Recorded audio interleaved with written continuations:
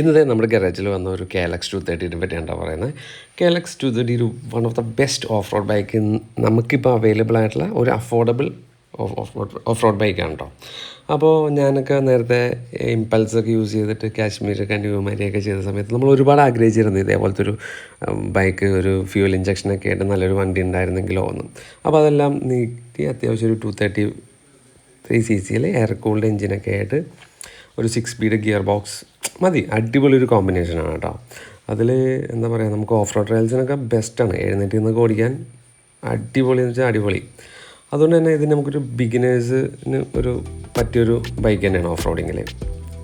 നല്ല കൺട്രോൾ ചെയ്യാനും അതിൽ സ്വിച്ചബിൾ ABSും എല്ലാം വരുന്നതുകൊണ്ട് നമുക്ക് ഒരു ഈസി യൂസാണ്.